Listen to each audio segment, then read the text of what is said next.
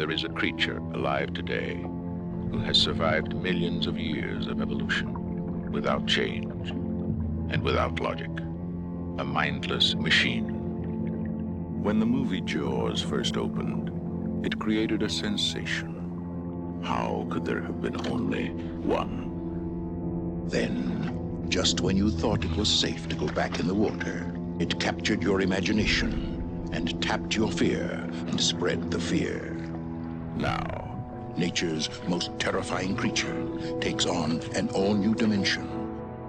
It is as if God is Jaws. Now, see it. Now. There was something in the water during the summer of 1975. A fucking shark! Shark! When Steven Spielberg's blockbuster hit theaters, it traumatized generations the world over. Its larger-than-life carnivore lead striking fear into coastal and landlocked audiences alike. But for all the evolutionary success of its star attraction, the franchise it spawned was unable to ever achieve the same longevity. While Jaws has remained an undisputed classic, its sequels washed up on the shores mangled and waterlogged, sacrificial cash cows that demonstrated little of the artistry of the first. What exactly made its sequels so lackluster when their inspiration has stood the test of time, continuing to caution viewers of the dangers of the unknown? I don't know. Hey, I was just asking. I don't know. As Peter Benchley's foundational novel of the same name was achieving unexpected success, producers David Brown and Richard Zanuck, who had bought the film rights prior to its hitting the shelves in 1974, were hard at work assembling a team that could tackle the monumental project of turning the bestseller into a believable movie. Bringing in a 26-year-old and virtually unknown Steven Spielberg, based on their recent work with him on his directorial debut, Sugarland Express, Zanuck and Brown also got Benchley himself to pen a first draft of the script, one that was ultimately reworked by a half-dozen other writers, including Howard Sackler and Carl Gottlieb, with Spielberg even taking a swing at it. When the headstrong and overconfident young director insisted on shooting the film in the actual Atlantic Ocean off the coast of Martha's Vineyard, the production dragged on for months beyond its allotted 55 days and cost twice its projected budget of $3.5 million, mainly due to a mechanical shark affectionately named Bruce. Which I call the Great White Turd. But for all the misery and delays, the hectic shoot culminated in one of the most timeless thrillers in Hollywood history. Set in the idyllic New England community of Amity Island, Jaws opens with a brutal shark attack on a young woman Chrissy! that rattles newly appointed Chief of Police Martin Brody, played by Roy Scheider. The fear of a man-eating apex predator establishing its feeding grounds around the pristine beaches clashes with the economic interests in a town that relies on summer tourism dollars until the situation is undeniable. A great white shark is picking off beachgoers and shows no sign of stopping. Actor and playwright Robert Shaw gives an unforgettable performance as Quint, a charismatically ornery and lewd local fisherman hired to dispense with the creature. Here's to swimming with bow-legged women. Bringing along Chief Brody and Richard Dreyfuss as Oceanographic Institute shark expert Matt Hooper, the trio set out in search of the beast on Quint's ship, the Orca. For the next 45 minutes and change, man and animal stalk each other, Quint's best attempts to kill the shark escalating to a final confrontation, the end of which had audiences cheering in elation. Fire, you son of a... With such a simple premise, it may be hard to believe that Jaws has gone on to regularly be named one of the greatest films of all time. However, Spielberg's streamlined version of the novel is no mere creature feature, but a suspense-laden study of paranoia and obsession. Add in the explosive chemistry produced by the real-life hazing Dreyfuss received from Shaw, Won't have to take this abuse much longer. the effortless pivoting between moments of levity and monologue dread, and one of the most recognizable musical motifs in film history, Dun dun dun dun dun dun dun. Dun, dun, dun, dun, dun. and you have the tour de force that is Jaws. When it hit theaters in 1975, it was an indisputable success, unrivaled by anything else whose release dates overlapped its reign. Audiences the world over couldn't get enough of it, sending it hurtling to top the charts of all-time box office records. It spent 14 weeks in the #1 position and ultimately became the first film to cross the $100 million mark. Off-screen, Jaws was blamed for below-average beach attendance that year, as anxiety over shark attacks spread from the fictional community of Amity Island to mainland America and beyond. You tell him it's safe to go out there. Look at him. Look what you've done to him. Believe it or not, the idea of churning out sequels to hit films was the exception rather than the rule back in the 20th century. However, the earth-shattering theatrical run of Jaws had the Universal leadership seeing big dollar signs in the killer shark business. They rapidly greenlit a sequel and tried to assemble the same crew, but Spielberg rejected their offer just as quickly, still haunted by the technical nightmares of Bruce. Every time I fell asleep, I dreamt I was on the third or fourth day of shooting. I wake up with an electrical explosion in my brain. My heart beating, can't catch my breath, looking around the room, where am I, disoriented. Producers Richard Zanuck and David Brown opted to sign on to the project, eager not to get pushed out of a sequel that looked increasingly inevitable. But with no director or creative direction, Brown and Zanuck would need to reach out to their other Jaws collaborators to craft a suitable story for Jaws 2.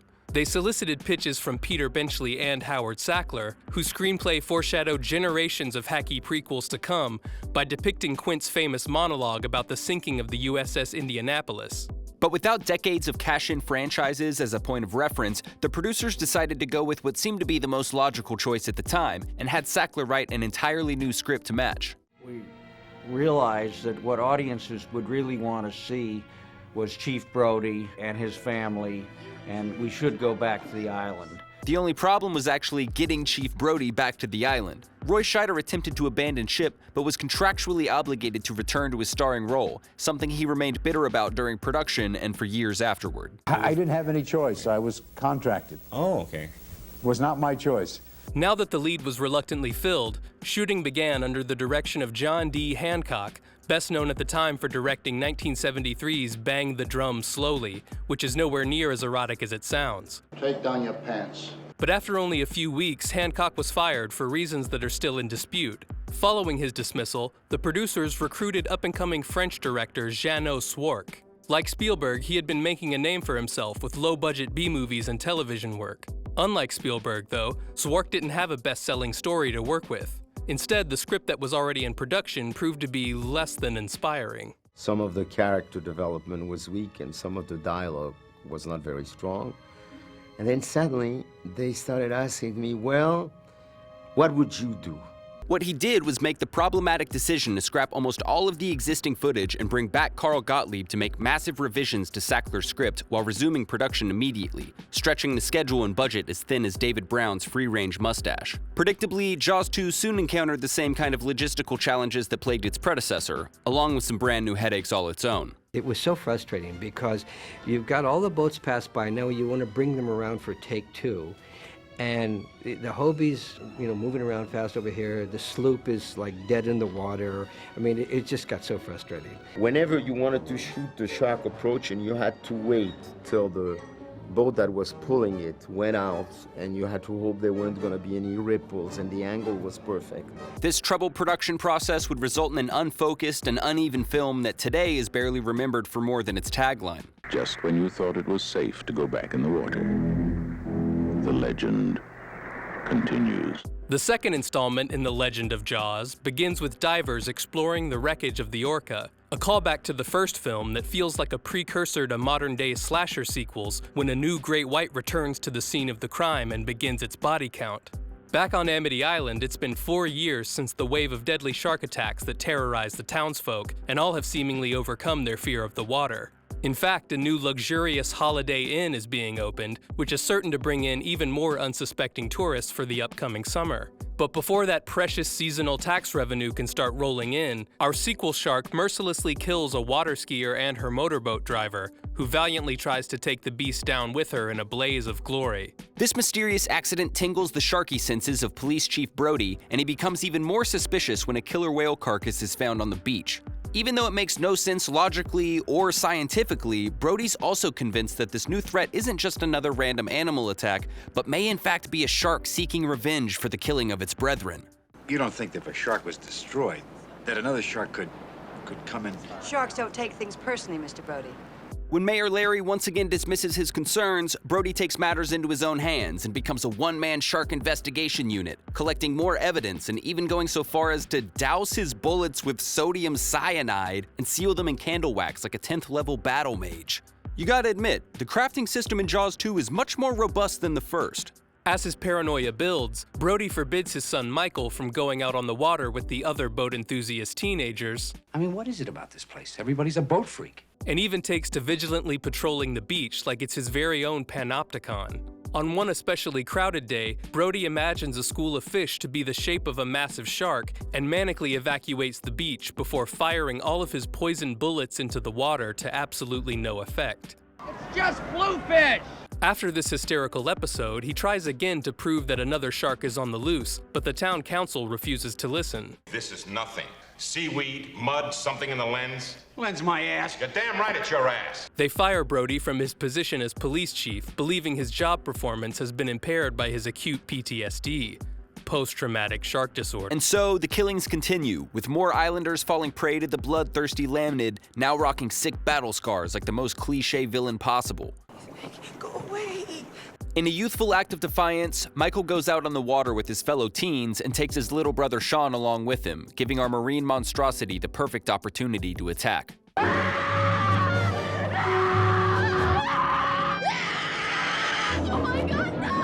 Of course, Brody comes to the rescue and is able to lure Scarface the shark into biting a high-voltage power cable and jump-cutting itself to death, making the town safe for tourism once again. In the final tally, Jaws 2 does a more or less commendable job at an impossible task. The sequel to Jaws was never going to be able to live up to its legacy, but this film does at least make a valiant effort. Several of the cast members returned to their roles, willingly or not, and the crew was able to faithfully recapture much of the original's visual aesthetics. But Swark was not content to just repeat Spielberg's methods, and sought to up the ante this time around. I kept saying from the beginning, we must show the shark a lot. While there's certainly more edge-of-your-seat shark action in Jaws 2, there's also a lot more of this.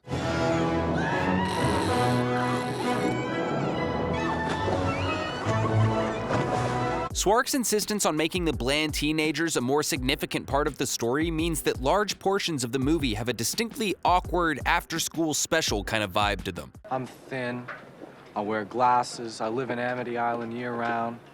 I'm not good enough for her. Do you always do what your parents tell you to? No. Good, then I'll be at the dock at 8. There's a tense, well-paced film buried in there somewhere, focusing on Brody's descent into shark psychosis, but the long, aimless scenes of summer fun severely detract from the overall experience. Released in 1978 on a wave of shameless marketing, Jaws 2 was met with emphatic indifference from the viewing public. Some critics savaged it as being completely devoid of creativity, but most reviewers and moviegoers seemed to come away with mixed feelings. Financially, the film broke some opening week records, but only reeled in about 40% of the original's profits by the end of its run in theaters. But 40% was all Universal needed to demonstrate the potential market for more and more shark movies. As absurd as it sounds, Jaws 3 was originally pitched by David Brown and Richard Zanuck as a spoof entitled Jaws 3: People Zero. The duo brought on Maddie Simmons, John Hughes, and Todd Carroll after their success on National Lampoon's Animal House to produce and write on this new comedic installment of the franchise. To the chagrin of Brown and Co., Spielberg put his foot down and stopped the fun, threatening to sever ties with Universal if they made the film. While his heart was in the right place, worried that Brown and Zanuck would foul the nest, We should have fouled the nest. Spielberg all but guaranteed another underwhelming entry in the eternal struggle between the Brodies and the great white population of the Atlantic. Unable to let the franchise go after just 2 movies, the producers pivoted to a safer concept more in line with its predecessors. After fishing around for directors, it was decided that Joe Alves, production designer for the first 2 Jaws movies and second unit director for the sequel, would fill the role. Richard Matheson, author of famed science fiction horror novel I Am Legend, joined franchise veteran Carl Gottlieb to pen the screenplay. While scouting locations, Alves saw an underwater 3D exhibit at a marine park in Florida and believed that incorporating a whole new dimension into his film would bring it a much-needed breath of fresh air. Featuring an all-new cast, as no actor from the previous 2 was yet desperate enough to make a return, Jaws 3D takes place in an actual SeaWorld park in Orlando, Florida, where a 20-something Michael Brody, played by Dennis Quaid, works alongside his girlfriend, senior biologist and lead dolphin trainer Catherine Morgan. Right up, cowgirl. When younger brother Sean comes for a visit, it seems we're all teed up for a weekend of cuckolding and therapeutic breakthroughs. I bet I can overcome your childhood fears. But things quickly go awry when the gates to the lagoon, man-made lagoon, are left open and Bruce III emerges from the murky depths to begin her reign of terror. After a fellow sea worker goes missing, Mike and Kay form a search party and take a very real-looking submersible down to an underwater attraction where they first encounter a great white battering ram. Aided by their dolphin besties, the two make a quick escape and inform Carnival Barker-esque park director Calvin Bouchard of the situation. When Bouchard suggests giving the creature the old Boeing whistleblower special, Kay is disgusted and comes up with a truly absurd idea: tranquilize the shark and imprison it within the park. Enticed by the prospect of a future documentary entitled Whitefish, Bouchard finally relents and together the staff hatch a plan. Once the great white is successfully caught, the SeaWorld staff appropriately neglect it to death, and while Mike and Kay are sitting Shiva for the sacrificial shark, their missing coworker turns up in pieces. Invoking the classic bite radius argument, Kay insists that the shark they caught must have been but a pup, a wee lad, an orphaned waif. But if that's the case, the womb from whence it came must still be in the lagoon. As though on cue, our elusive Elasma Brank protests marine segregation. And hits the catwalk for her big reveal, sending the park into crisis mode. With attendees trapped in underwater attractions and water skiers being actively shredded, this installment's shark serial killer, Jack Tate, devises a way to go about burying the creature in a watery grave. Of course, things don't go according to plan. We get a 10 out of 10 Jackie and the Whale sequence, the shark throw that thing back, and then we're treated to a breathtakingly intense Jaws v. Dolphin Duo showdown that allows our protagonist to escape unscathed. As the ticket holders are rescued and Mike and Kay realize just how close they've come to becoming chum, Jaws 3 delivers what has gone down in memory as one of the worst special effects shots in movie history.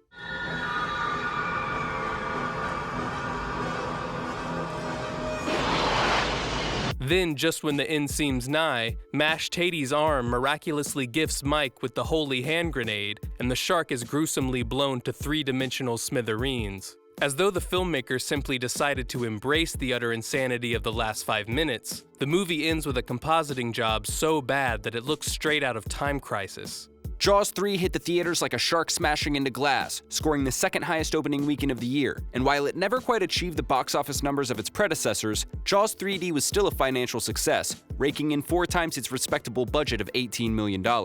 For the most part, critics saw right through the 3D shtick, with Roger Ebert describing it as one of a handful of boring, technically hapless 3D movies from the same year. I paid $5.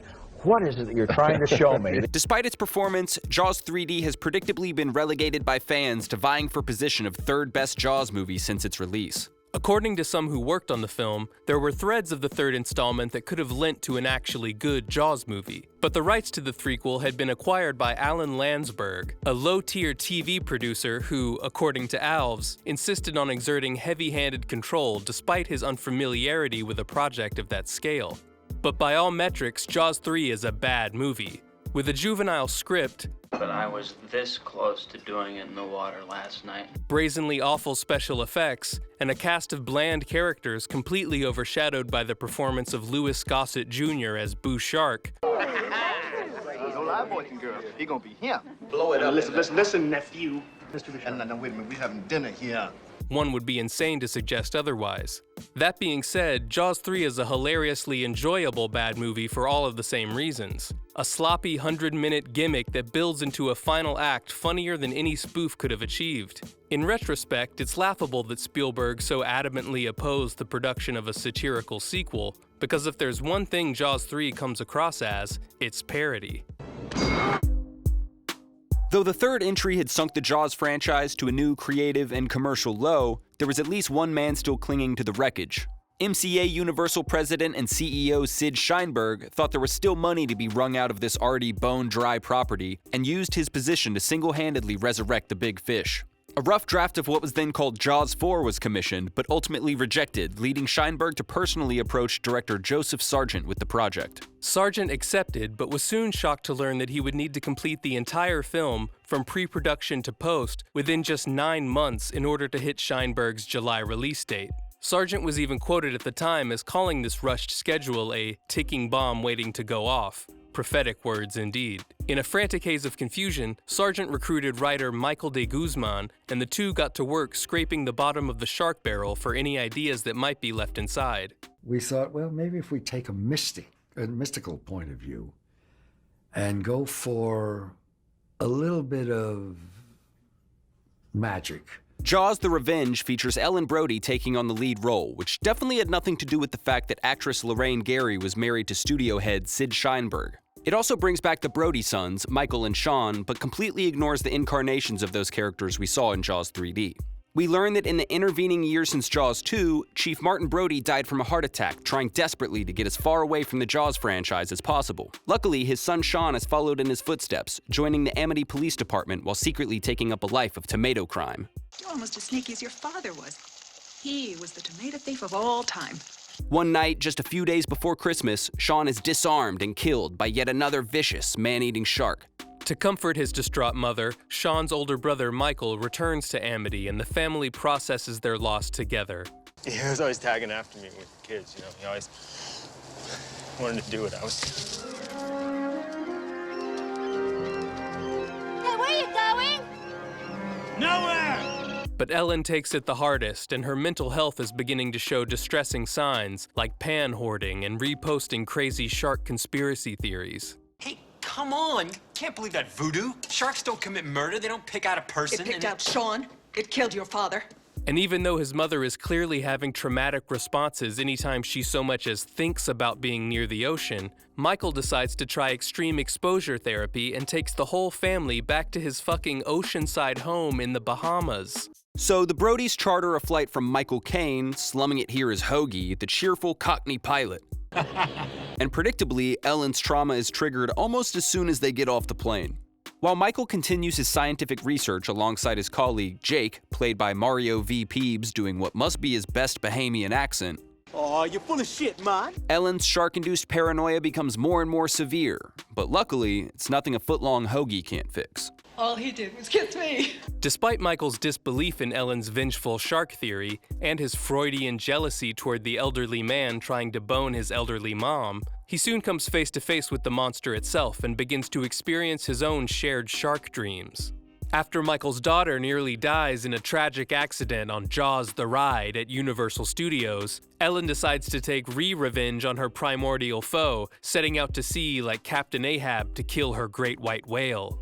Now convinced that the shark has somehow followed them from Amity to hunt down the Brody bloodline, Michael joins Ellen, along with Jake and Hoagie, to put an end to the curse once and for all. Jake ends up sacrificing himself to delicately place a device inside the belly of the beast, which Michael uses to, annoy the shark into roaring like a dinosaur. Ellen then seizes the opportunity to ram the boat through the shark, impaling it on the bow and unleashing a hilarious amount of blood as it sinks into the abyss. The Brody family is finally safe, and so are we, from any more Jaws movies.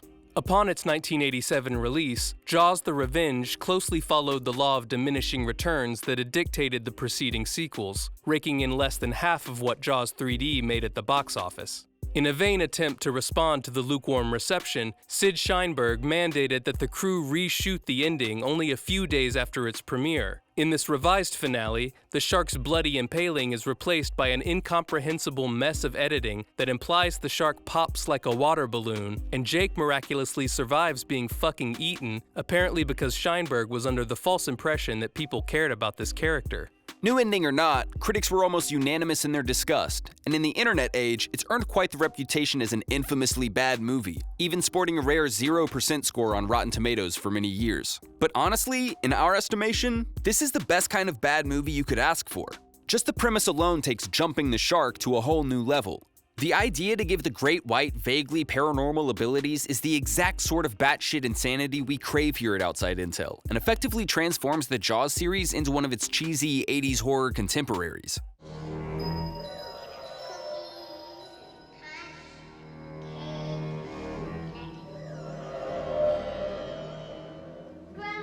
Now, it's a preposterous premise. But at the time, we were kind of fired by the possibilities. Despite Sargent's attempts to find a, quote, fresh approach to the series, Jaws: The Revenge often ends up leaning on the cachet of the original, so much so that it resorts to recreating or straight up replaying its scenes, even though they're sometimes being remembered by a character who wasn't there to witness them. The second version of the ending also reuses the final shot of the exploded shark sinking below the waves, and has the cast paddle back to shore on the ship's debris in a pale soundstage imitation of the first movie's finale. Get to the point, man! The point is, it may not be able to offer you anything mentally or emotionally stimulating, but for an entertainingly bad movie, you can't go wrong with Jaws: The Revenge of Jaws. Its unhinged plot is rivaled only by its rushed and incompetent special effects, including a shark that's been upholstered in gray felt from the local Jo-Ann fabrics. And while the film does have its share of slow, dialogue-heavy scenes between uninteresting characters, with dialogue like this, who's complaining? Will you stop farting around? It worked on my smile. It's your turn. What the hell? What kind of bullcrap you talking? I've always wanted to make love to an angry welder. I've dreamed of nothing else since I was a small boy. While it was at least more competently made than Jaws 3, the disappointing reception to this fourth installment marked the point of no return, where another laughable Jaws movie could no longer be economically justified, and the unkillable shark has remained dead to this very day. Perhaps more than any other sharply declining series we've covered on this channel, the Jaws franchise is one that should have never come into being. The original is a perfectly singular film, uniquely unsuitable for sequels. For one thing, it's a minor miracle that Spielberg's Sisyphean task even got finished in the first place, let alone became the revered classic that it is today. Though its shoot dragged on, the pre-production of Jaws was rushed, and special effects legend Bob Matty, who made Bruce, was unable to test his creation underwater. Once production started and Bruce met the Atlantic, catastrophe struck. I remember in particular being on our barge watching the first shark test, at which time the shark simply sank to the bottom of Nantucket Sound, and we felt that our careers in motion pictures had gone with it. But it is arguably because of the fact the mechanical shark never functioned correctly that Jaws became the perfect nail-biter that it is. When their model continually failed to operate, it forced Spielberg and the others to consider new ways of implying the shark's presence without the audience ever setting eyes on it. The whole scene where Quint, Brody, and Hooper try to wear the shark down by tagging it with large floating barrels was only conceived of because of the constant headache that was Bruce. Spielberg has even admitted that had he the tools available to modern filmmakers, he probably would not have exercised the restraint necessitated by the few frames of usable footage that they captured when using Matty's shark. If Jaws never existed, except in the year 2005, I would have had the digital tools to have much more of the shark in the movie. Therefore, I would have ruined much more of the movie. But trying to recreate a perfect storm like that was always going to turn out in disaster. Spielberg and company's sparing use of their signature monster couldn't be relied on to shock audiences twice, and so the sequels were seemingly obligated to show a lot more shark. Where Spielberg wisely looked for ways to fit the story to meet his technical limitations, the makers of the subsequent Jaws films felt compelled to amp up their stories beyond their technical limitations, often exposing the unimpressive animatronic technology and shattering any suspension of disbelief. The need to expand on the spectacle also had the unfortunate effect of dissolving anything scary about these supposedly terrifying leviathans of the deep by forcing them to move at a glacial pace so the characters can engage them in close combat and conveniently still come out alive. Jaws is also impossible to serialize on a story level, seeing as its iconic antagonist is a normal flesh and blood creature that has its flesh and blood scattered across the ocean at the end of the first movie. Without a near-immortal monster like other horror franchises, the human characters are left with the burden of carrying the story continuity. But in order to bring back the Brody family and others, the filmmakers need to come up with some kind of contrived reason to have the same characters get attacked by sharks over and over again, which is almost guaranteed to make the plot inherently ridiculous. Universal could have easily tried breaking from this formula and starting anew, but without any returning human or fish characters, it wouldn't really feel like a true Jaws movie. It would probably feel more like the infinite number of shit-tastic Jaws knockoffs that have been unleashed on the public since 1975. Perhaps that's one reason why the franchise came to an end before the two of us were even born, and has yet to be rebooted in a bid for modern audiences. You can't trademark shark attacks after all, and maybe Universal has decided it would rather not try and compete with the cultural juggernaut that is the Sharknado cinematic universe. It's actually somewhat surprising that a revival of the Jaws series has never been attempted, because in many ways it served as a blueprint for the financially lucrative but creatively bankrupt franchises of today.